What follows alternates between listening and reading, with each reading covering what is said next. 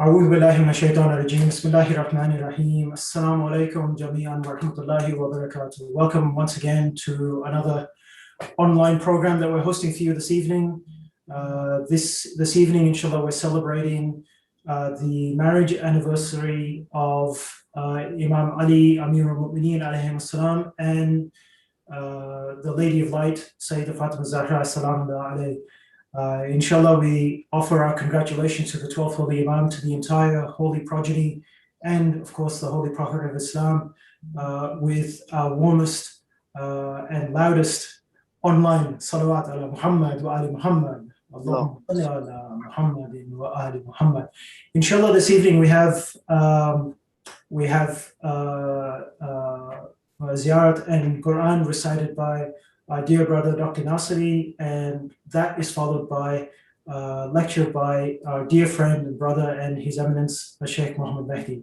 And without any further ado, inshallah, we commence. Let's begin with the formalities of this evening, with the recitation of Ziyarat Ali Yasin, followed by recitation of the Holy Qur'an. Doctor, over to you. Fadal. Okay.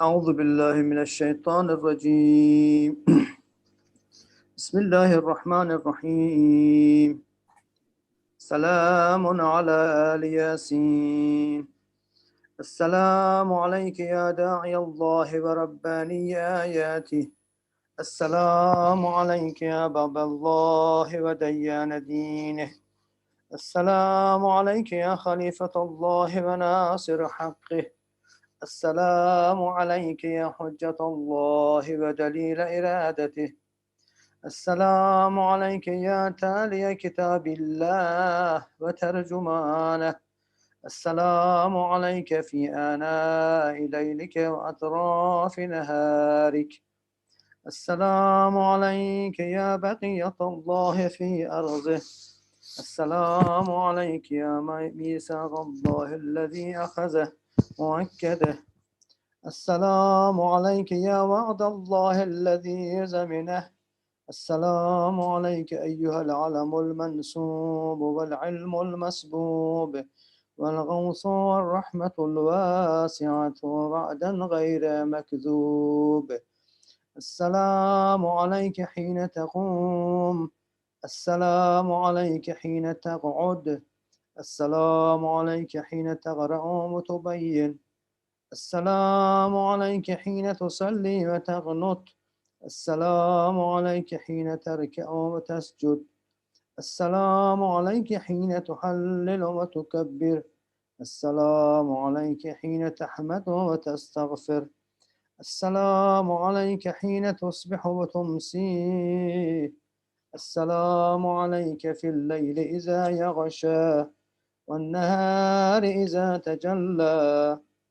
السلام عليك أيها الإمام المأمون السلام عليك أيها المقدم المأمون السلام عليك بجوامع السلام أشهدك يا مولاي أني أشهد أن لا إله إلا الله وحده لا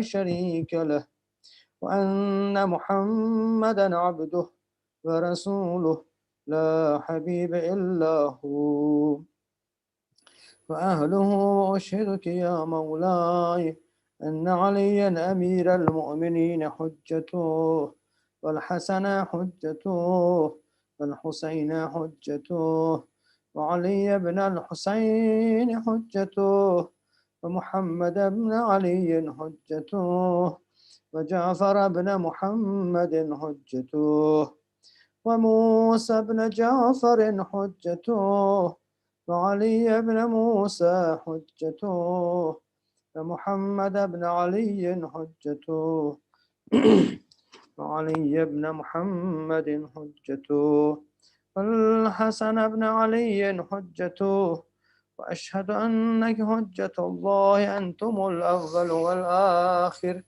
وأن رجعتكم حق لا ريب فيها يوم لا ينفع نفسا إيمانها لم تكن آمنت من قبل أو كسبت في إيمانها خيرا وأن الموت حق وأن ناكرا ونكيرا حق وأشهد أن النشر حق والبعث حق وأن الصراط حق والمرصاد حق والميزان حق والحشر حق والحساب حق والجنة والنار حق والوعد والوعيد بهما حق يا مولاي شقي من خالفكم فسعد من أطاعكم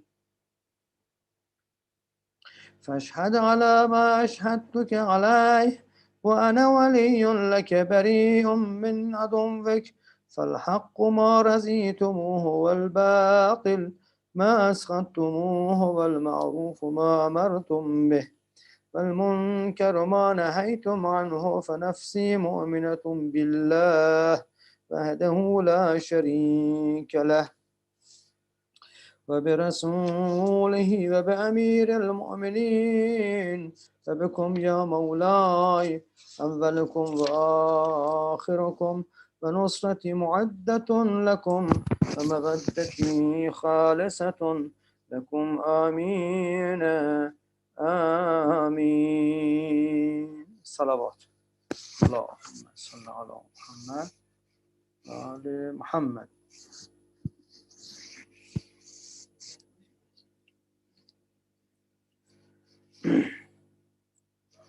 أعوذ بالله من الشيطان الرجيم بسم الله الرحمن الرحيم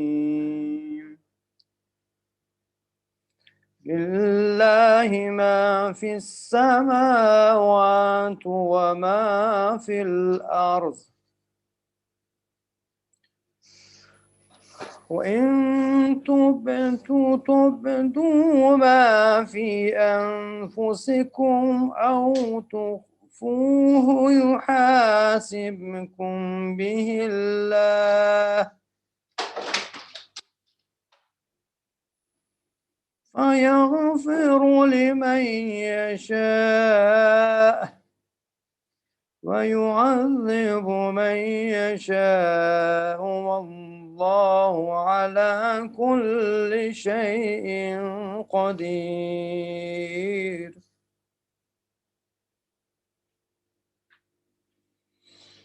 آمن الرسول بما أنزل إليه من ربه آمن الرسول بما أنزل إليه من ربه والمؤمنون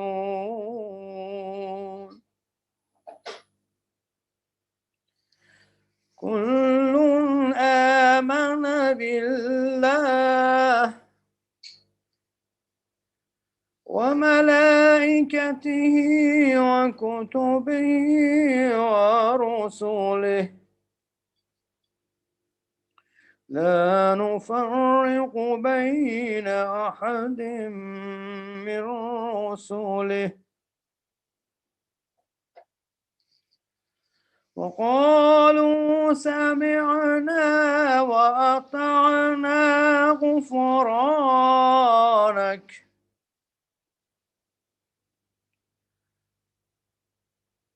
وقالوا سمعنا وأطعنا غفرانك ربنا وإليك المصير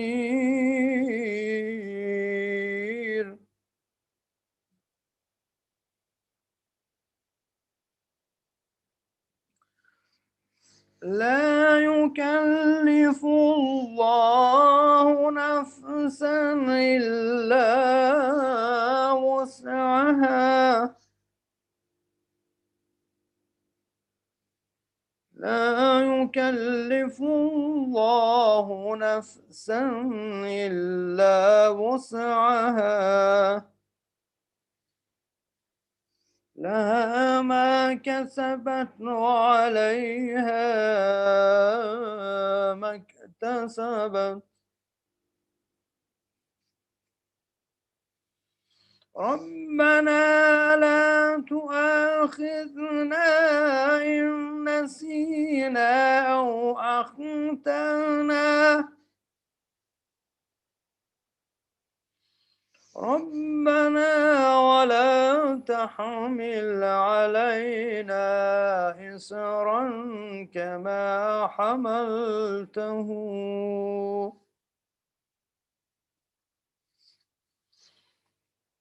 ربنا لا تؤاخذنا إن نسينا أو أخطأنا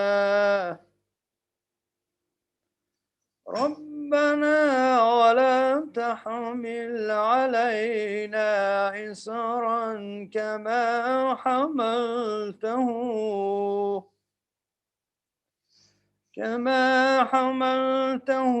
على الذين من قبلنا ربنا ولا تحملنا ما لا طاقة لنا به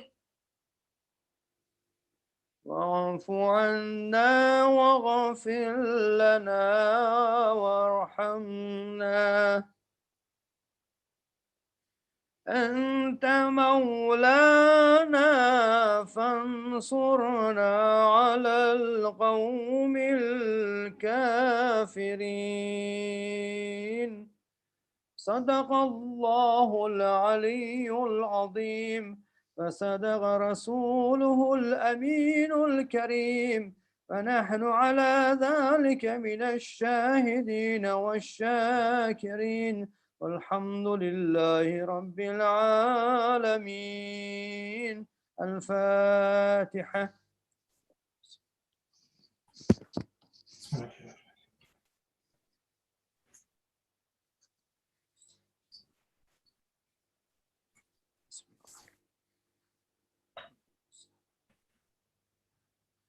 Thank you very much, Hajawa. That was fantastic. Really appreciate it. And inshallah, inshallah, we'll hear from you again soon. Taqabbalallah, inshallah. Sheikhana, if you're ready, if you would kindly turn on your video for me, and inshallah, we can see you, which we can't just yet. I'm on. Okay, 1 second. Let me just get you on. Okay, there we go, Sheikhana. Tafaddal, Sheikhana. Inshallah, we have Sheikh for the main speech this evening. Thank you, Sheikh. I know it's difficult circumstances, and you're not accustomed to. Well, none of us are accustomed to just talking to a screen or a camera or something. But inshallah, you do your best. And Amir al-Mu'mineen, alayhi salam, and Sayeda Fatima Zahra, salam alayhi, are pleased with your efforts, inshallah. Thank you very much, Hajj. Okay, أعوذ بالله السميع العليم من الشيطان اللعين الرجيم بفضل الله بسم الله الرحمن الرحيم الحمد لله رب العالمين الحمد لله والحمد حقه كما يستحقه حمدا كثيرا الحمد لله الذي هدانا لهذا وما كنا لنهتدي لولا أن هدانا الله اللهم لعن أول ظالم ظلم حق محمد وآل محمد وآخر تابع له على ذلك اللهم لعن العصابة التي جاهدت الحسين وشايعت وبايعت وتابعت على قتله اللهم لعنهم جميعا ثم الصلاة والسلام على خير خلق الله أجمعين محمد اللهم صل على محمد وآل محمد وعلى أهل بيته الطيبين الطاهرين واللعنة الدائمة على أعدائهم أجمعين إلى قيام يوم الدين.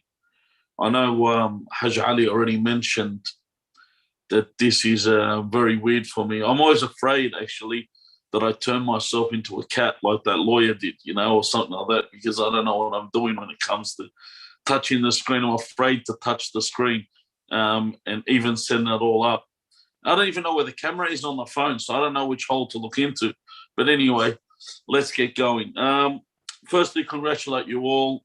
Tonight being the first night of Dhul Hujjah. For those that were fortunate enough to do the prayer between Maghrib and Aisha for the first 10 nights. Kudos to them. May Allah reward them greatly. As for everyone else, we can try starting tomorrow night or whenever we can. Also, tonight being a night of celebration, tonight is the night where we celebrate the marriage between Amir al-Mu'mineen Ali ibn Abi Talib, salawatullahi wa salamu alayh, and Fatima alayha salam. And this marriage is the ultimate marriage, because in the case of Rasulullah sallallahu alayhi wa alihi wa sallam and Sayeda Khadija alayha salam, Sayeda Khadija alayha salam was not of the 14 infallibles, although she was of the 4 great women of the world. She did not hold the lofty status of Fatima. Fatima holds a status that when the narration says, had Allah not created Amir al-Mu'mineen Ali, and to know the status of Ali ibn Abi Talib, who was nafsu Rasulullah. He is the nafs of Rasulullah, as the Qur'an testifies. Had Rasulullah, had Allah not created Ali ibn Abi Talib alayhi salam, there would not be a kufu for Fatima. There would not be an equal for Fatima, someone that would be good enough to marry Fatima. And we saw this when it came to the actual marriage, because one companion after another came to ask for the hand of Fatima. And there wasn't something, because some of the companions that asked were noble companions, some were not, you know. But even still, the Messenger of Allah sallallahu alayhi wa sallam made it clear that he was awaiting the commandment of Allah Azza wa Jal on this matter. And this is why we believe in our narrations, and we are told that this aqd nikah, this marriage, was celebrated in the heavens before it was done on the earth, in the case where Jibreel and Mikael were involved in the aqd on behalf of Amir al-Mu'mineen and Fatima alayhi salam. So Allah Azza wa Jal was the one that conducted the marriage ceremony. There couldn't be anything greater than this. And then it was conducted on the earth. So it was a great night. And it's such a big thing. Why? Because it talks about the marriage of the 2 greatest personalities after Rasulullah sallallahu alayhi wa alihi wa sallam. Marriage, Allah mentions in the Qur'an, وَمِنْ آيَاتِهِ, He mentions that it is of the signs of Allah. And خَلَقَ لَكُم مِّنْ أَنفُسِكُم, that Allah created from us, مِّنْ أَنفُسِكُم, from ourselves, أَزْوَاجًا, a mate, someone that we can live with. Now, sometimes people sit and ask a question before we begin.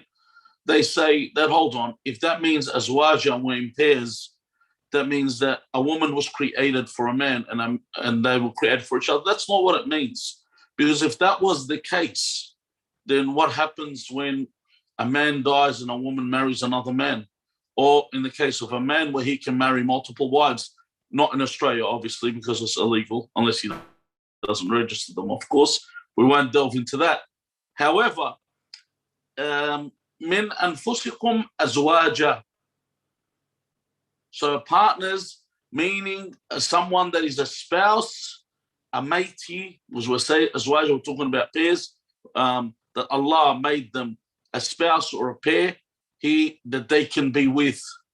Why did He do this? Why is it of His signs? He says, لِتَسْكُنُوا إِلَيْهَا, so you can find tranquility therein, in this mate.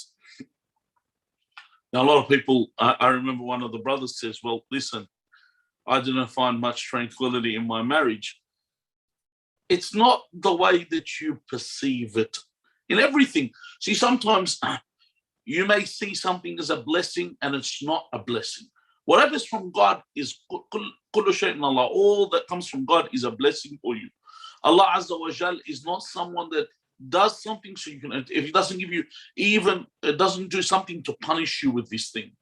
When He gives you something, even when we look at the fitna of Allah, the trials of Allah, fitna of Allah are your children, and your wealth is a fitna. Is it a bad fitna or is it a good fitna that is relative to each person? If I use my wealth in the right way, it's a good trial. If I use it in the wrong way, I've done a bad outcome with this trial. However, it's all a blessing from Allah. Then he mentions, وَجَعَلَ بَيْنَكُمْ مَوَدَّةً وَرَحْمَةً. He placed between you love and mercy. Okay, now, in this case, it talks about love and it talks about mercy. So firstly, in our relationship, we need to understand not only what the value of the relationship is, but let's understand the people within the relationship. What is the value of a spouse? What is the value of the woman in this relationship? What is the value of the man in this relationship? What is the real value? How should they be treated? See, the biggest problem we have, because we have a lot of Western influence and we have the rise of feminism as well. You know, the overloading estrogen makes people always become politically correct and they don't speak the case as it should be mentioned. You know, when they sit there and they'll say, oh, the Qur'an doesn't mean this, or the Ruwaya doesn't mean this, or even the question of the Christians, they'll say the Bible doesn't mean this. It's not what it is what it is. We don't need to sugarcoat things just to accept public opinion, because public opinion right now, you know, it can be explained in one thing. If anyone's seen that Nike advertisement that they keep plastering all over, they have ruined the European Championships completely. Like they've absolutely destroyed it with this advertisement of filth in order to show people, oh, this is it. No more boundaries, no more rules, no more limits. And that's why everyone has their own opinion when it comes to marriage. But we have a very wrong perception. People have very wrong perception, and they tend to treat the parties in a marriage as equals because they're not equals. Just to let you know, before all the people that want to switch off, hear me out first. In the eyes of Allah, we are equals. Inna akramakum inda Allah atqakum. In the eyes of Allah, we all have the same go. We all have an equal go. The best of you in the eyes of Allah are the ones with most piety. That's the way the scale always works. And as you know, for example, we have opinions that show that Sayeda Maryam alayhi salam, who Zakaria alayhi salam was her kafil. He's the one looking after her. Okay? Yet we have opinions that say Sayeda Maryam was greater than Zakaria, even though he was the one that was looking after her. In other cases, there are even people that will argue the argument that Sayeda Zainab alayhi salam was better than Abu Fadl Abbas, even though he was her kafil. I'm not saying these are my opinions. I'm saying there are arguments that are put forward in this matter. So in the eyes of Allah, we have all the same chance to reach the highest levels. Male and female, both genders, and the only two genders that exist, both have the same opportunity to reach the levels that they wish to reach. Okay, but in other relationships, it's different. For example, as a child has parents. They have a mother and they have a father.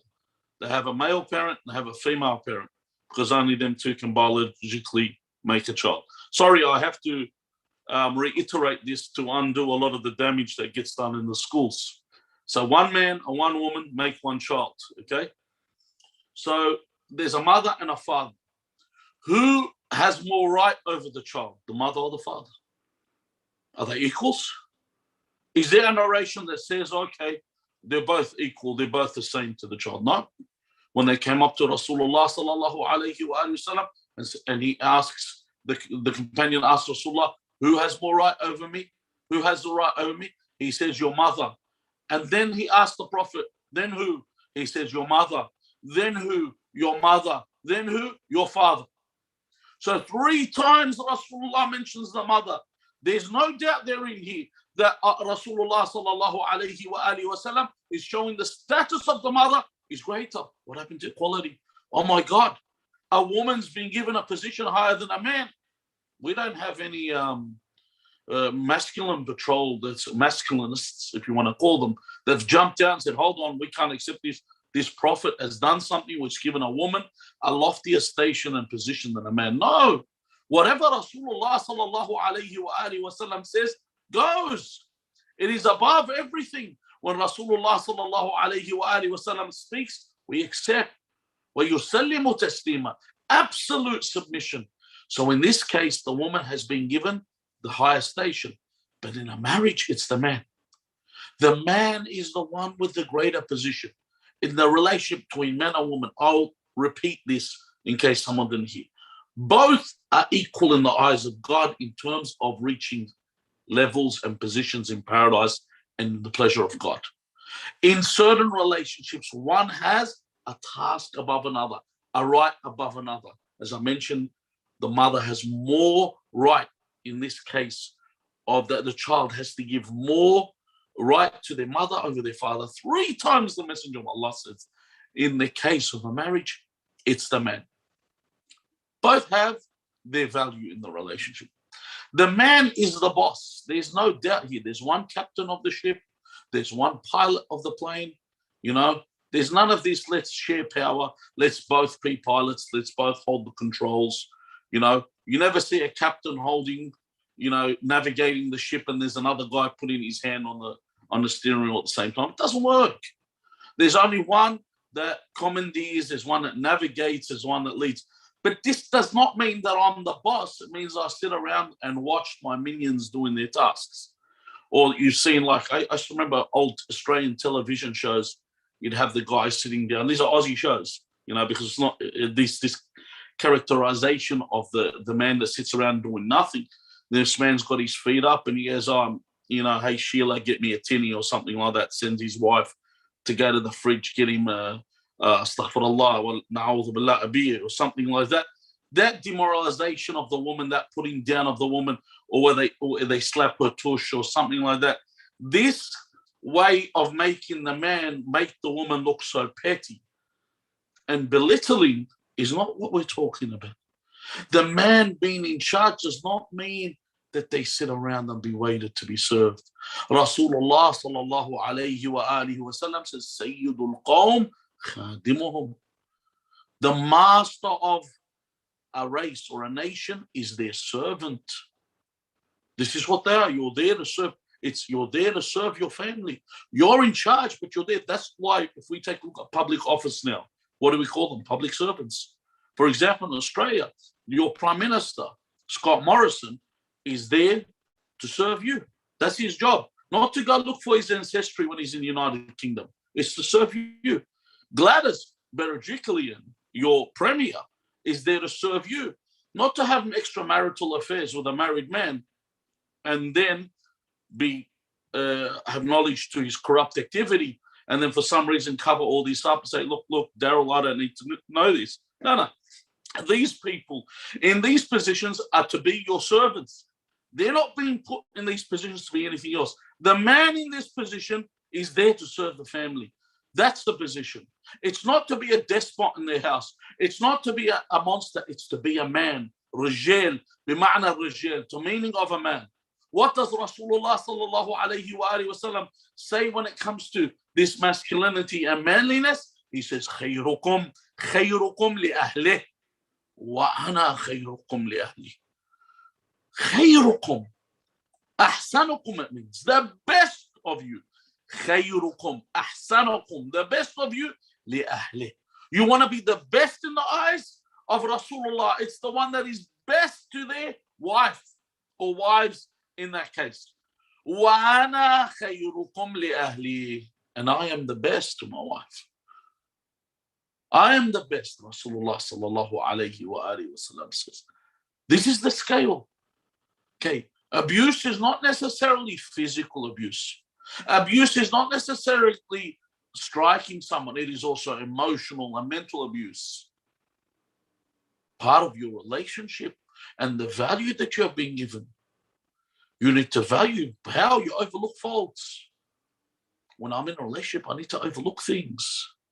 I don't need to make a problem with this. I'm a boss now. I don't sit there and sack my workers on an instance. I look around, but this I need to have benevolency. It's different to an actual business that's been running. This is a family. One man comes up to Rasulullah sallallahu alayhi wa sallam and says, my wife has faults. And the Messenger of God sallallahu alayhi wa sallam says to him to overlook them. He says, how many times? He says, even if it's 70 times a day. 70 times a day, we get upset with one fault. Oh my God, the tea's a bit cold. Let's make an issue over this. I have to be patient in these cases. I remember one of the brothers I know, that his wife was ill, and he would tend to her. He would assist her. He would look after her when she was going through, she had problems, she had renal problems. He would help her the whole time until she got better. Then another case I heard of a brother that I don't know. And this guy, the first one I mentioned someone I know. The other one I heard of was a case where his wife miscarried, and she was at home weeping, and he was oblivious. He couldn't care less about assisting her or looking after her. Now, even if you take a look at the problems that exist in terms, especially now, in other countries, we don't have this problem as much, but we used to in Australia, the issue of domestic violence against women. I don't believe only in battered wife syndrome. I also believe in battered husband syndrome. I believe some men, especially in the West, in Australia, like I have a tendency when I go to overseas in the Middle East, I usually stand on the woman's side overseas, general in my discussions. Why? Because there is an overwhelming number of people that are indifferent to their wives. But when it comes to Australia, I'm more aligned with the men. I'm not saying in general in a discussion, but on every case-to-case basis, take it, because the overwhelming or groups here, the men are the ones that are oppressed. I'm not saying this is in all cases, so I don't want them to take out the pitchforks and torches and come hunt me down. So anyway, to the point where they said almost 1/3 of women worldwide were killed, almost experienced violence at the hands of their spouses or their partners, as they want to call them. Whether it's marital or premarital. Obviously, the men's reign of terror is hasn't diminished, it's still there, but the women have started their own campaign of abuse in this case. But their abuse obviously is not going to be the same. It's not going to be that physical in that way, but they got their own way of destroying a man. So everyone has their own thing.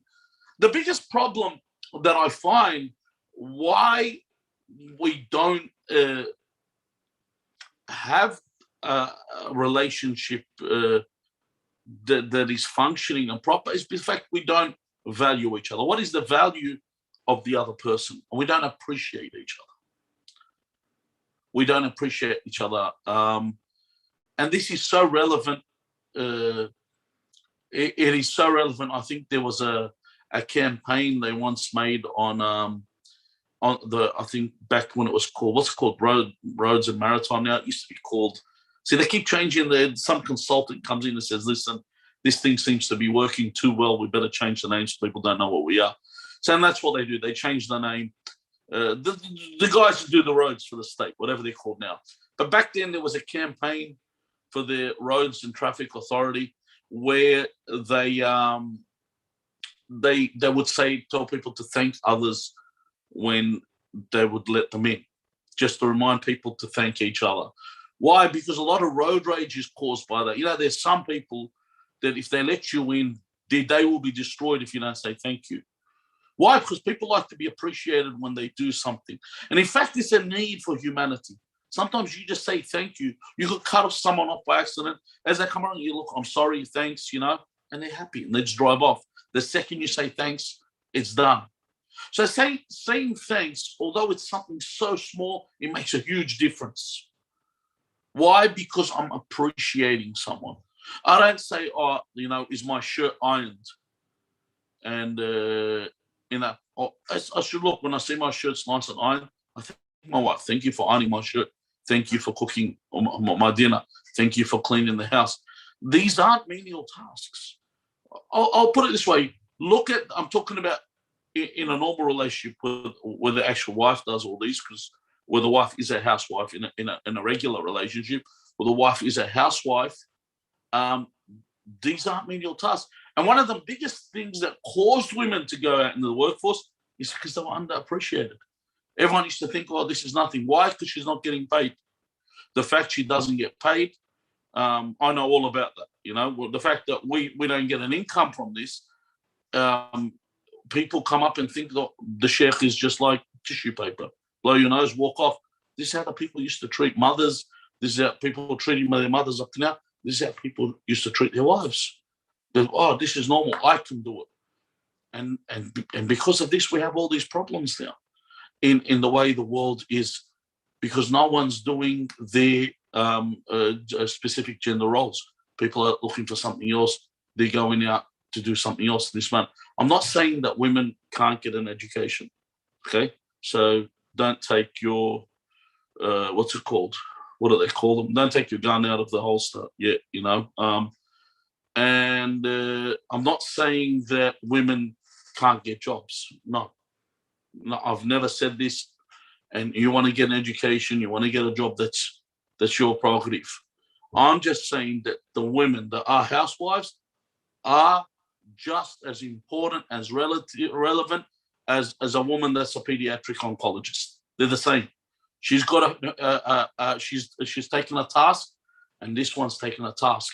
She might get paid more, the pediatric oncologist, unless the housewife's married to Jeff Bezos and decides to divorce him, then it'll be a different thing. But in this case, one's getting paid differently to the other. Now, you need to always show appreciation to one another. You need to always compliment people. You know, I like the way you really do this. I like, and vice versa. See, respect and appreciation is not always direct. It's also indirect.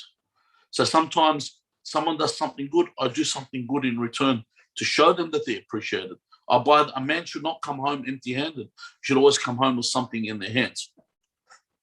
So whether someone does something and it's of their duty or not their duty, you should show appreciation. And this is specifically shown by the Messenger of God, by Allah Azza wa Jal to his Messenger, when he tells the Messenger of God to take sadaqah. And I've used this whenever I do a aqd for someone. I actually mentioned this in the discussion, that the Messenger of God says, Allah says to the Messenger, sallallahu alayhi wa alihi wa sallam, خُذْ مِنْ أَمْوَالِهِمْ صَدَقَةً. Take from their wealth, take a sadaqah, take charity. In other words, he's talking about what? He's talking about zakat, khums, whatever's paid. And then he says, تُطَهِّرُهُمْ وَتُزَكِّيهِمْ بِهَا. That you will purify them and you cause them to increase. Because your wealth increases when you pay khums. So when you're trying to avoid khums, your wealth won't increase. You think it will, but when you pay your khums and you pay it, your wealth increases. When you pay your zakat, your wealth increases. After you've done this, Allah says to his messenger, وَصَلِّ عَلَيْهِمْ. وَصَلِّ عَلَيْهِمْ. What does that mean? Do ajarak Allah. May Allah reward you. May Allah increase your wealth. May Allah replenish your wealth with what you've given tenfold.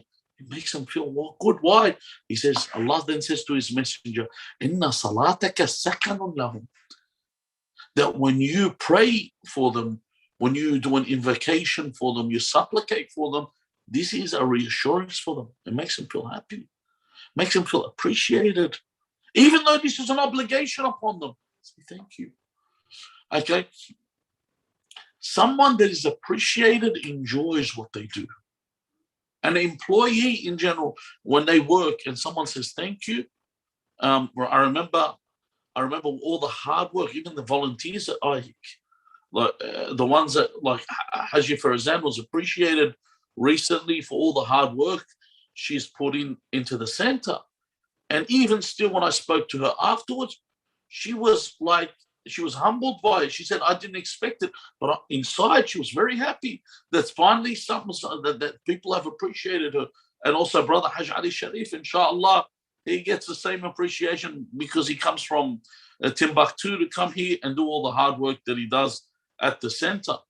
So these people work so hard, they should be appreciated. The volunteers that work in the center, they should be remembered, even those that are not known by us. They're only known by God. When you find out who they are, you appreciate them and you thank them for what they do. This is for someone that does something for free, volunteers. Even for someone that you pay, you go to a shop, you purchase something, and you say thank you. Even though they're taking your money, you still say thank you. But it's not about a lip service. Don't use lip service. When you show appreciation to your spouse, be genuine about it. Because, like, you know, when I go to my local corner shop and you buy something, you say thanks. Be genuine. Actually, I do appreciate that you have a shop on the corner, so I don't have to go into a supermarket to get this. You have been a convenience to me. Thus, you are called a convenience store. You've helped me. Thank you very much for opening this store and bringing stuff that I would otherwise have to walk down an aisle in a supermarket just to get a bottle of milk. That you've put it there, and it's easy for me just to pick it up. The thing is, this is with appreciation of the wife. The value of the man is when a man comes home, how is he received? One man said, Ya Rasulullah. He said, I have a wife. Firstly, sallu ala Muhammad wa ali Muhammad. Allahumma salli ala Muhammad wa ali Muhammad. He says, Ya Rasulullah, I have a wife that when I come home, he says she embraces me when I enter. She's happy for me to come home. And when I leave, he says, she follows you. She walks with him to the door as he's leaving. So she's the first thing he meets when he enters and the last thing she meets, but in a way where she's happy to see him. And as he leaves, she shows him the affection so he can come back home. Not so he finds a million excuses not to return home. Now, he says, when I'm worried or concerned about something, he says she sits next to me and then she says to me, if your woes and your worries are with regard to this world, he said, then why do you worry about what's in this world when it's someone else's problem? Allah is the one that is a sustainer. Allah is the one that fixes everything. All your problems in the hands of God. So why are you worried about them? But then she says, وَإِنْ كَانَ هَمُّكَ, if your worries are with regard to the hereafter, she says, for Allah يَزِدْكَ هَمَّ. May Allah increase your worries, because of the hereafter, you should be concerned. And then the Messenger of Allah sallallahu alayhi wa alihi wasallam says to the man, Inna lillahi ummala, that Allah Azza wa Jal has workers. وَهَذِهِ مِنْ عُمَّالِهِ, she's the one that works for Allah Azza wa Jal. And then he says, لَهَا نِصْفُ أَجْرِ الشَّهِيدِ, that she walks him out. She anticipates him eagerly, and her reward is half the reward of one that fights in the way of Allah and is killed. She has half that reward just for walking him out, embracing him, and speaking to him softly. That's easy money. You know, these people, they get rich quick schemes. That's a get rich quick scheme. What does it say? She embraces. He leaves. She walks him out. She awaits him eagerly. She sits with him. That's it. Makes him feel good. Easy money. Half the reward of a shaheed. What more do you want than that? So, to know the value of the man, I need to know. The man comes home from work. The man has, because when you look at this, see, hala, you might say some sisters will say, hold on, but I bring the bread home. I do all the hard work. I agree. Yes, there are some men that are stay-at-home dads. I agree with what you're saying. You do all the hard work, but it isn't obligatory upon you. That's the difference.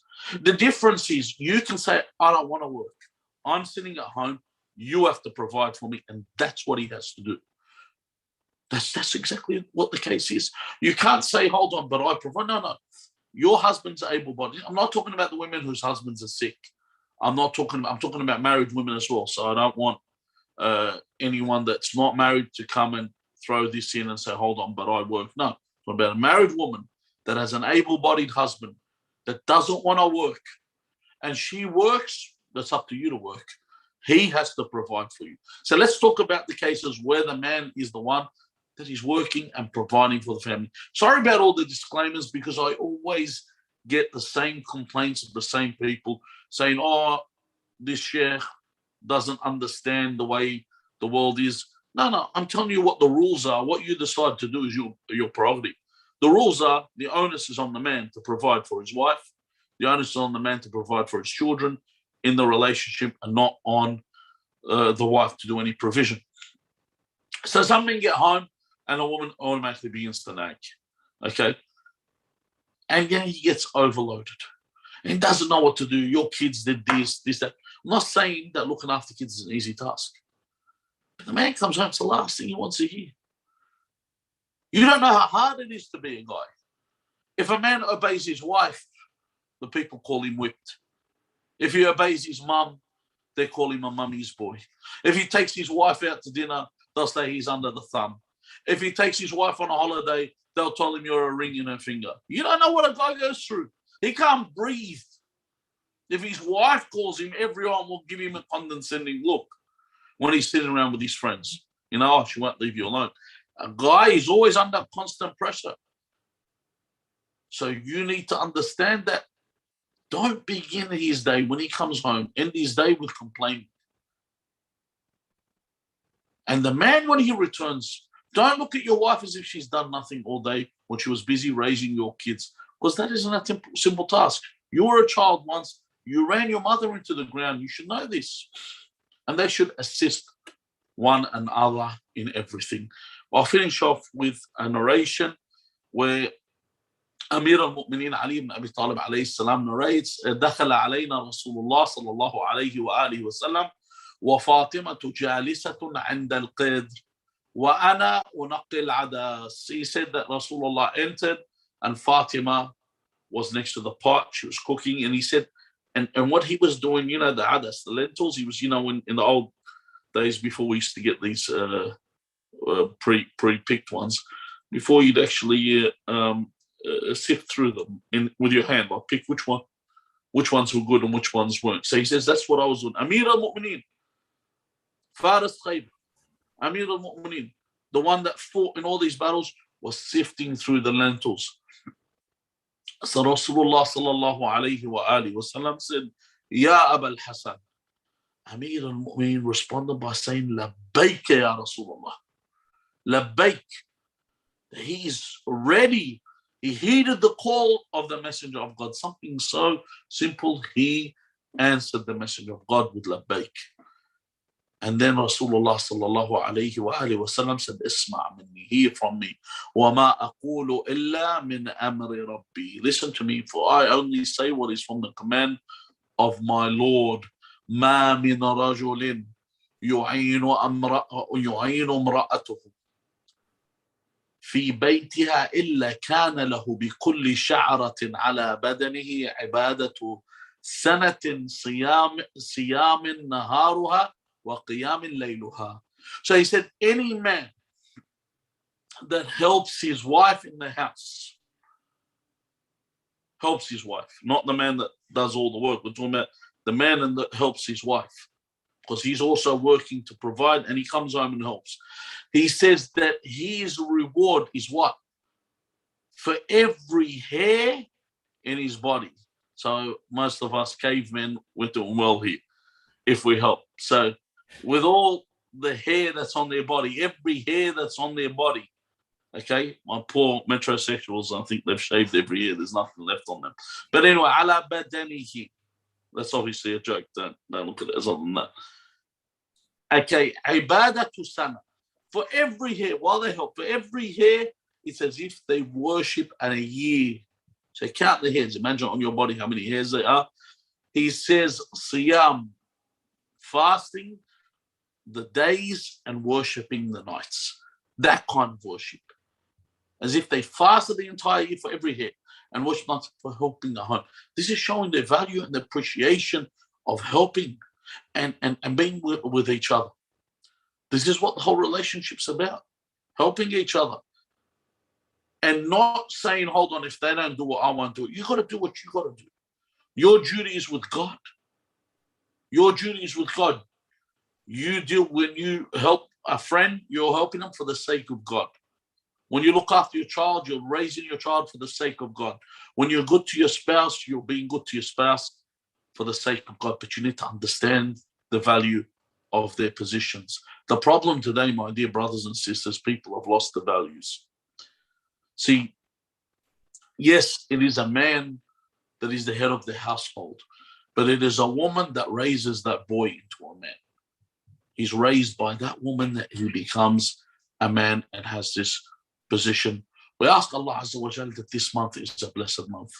And inshallah, please pray on these nights that we do not get a majalis like this, that our majalis in the centers and that are filled. May Allah remove this virus from us and remove anything else that has been made that has potentially a way of killing us off too.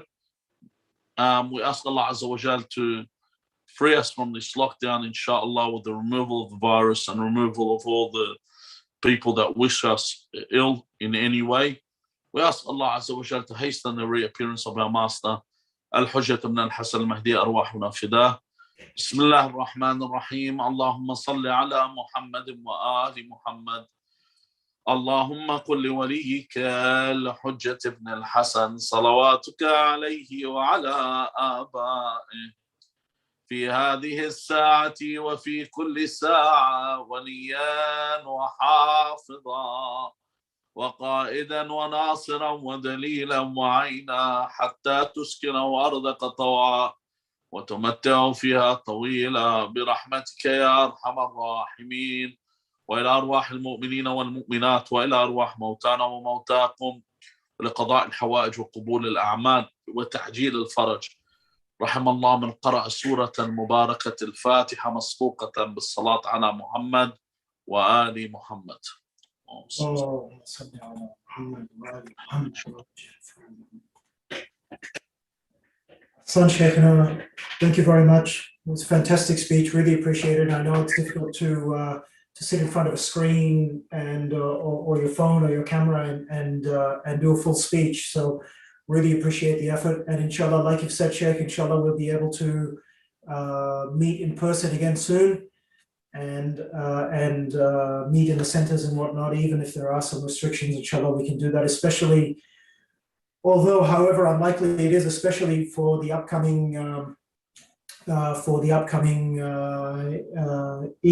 al-Adha, and for before that for the day of Arafah as well, inshallah. Sheikh, thank you very much. Inshallah, our next programs will be online, and we anticipate that inshallah also we'll have the day of Arafah program online as well only. But stay tuned for all of that information. Inshallah, we'll provide that information to you soon. Thank you everybody for joining us, and keep in touch with us on our various platforms and methods of connecting with us. As mentioned previously, we are open and available to provide any assistance, guidance, and our usual services through phone, WhatsApp, email, Facebook. All of our information will be on all of those platforms as well as on our website. So please stay tuned and we'll keep updating you. But in the meantime, stay safe, follow all the health directions, and inshallah you take care of your families. Assalamu alaikum jami'an wa rahmatullahi wa barakatuh.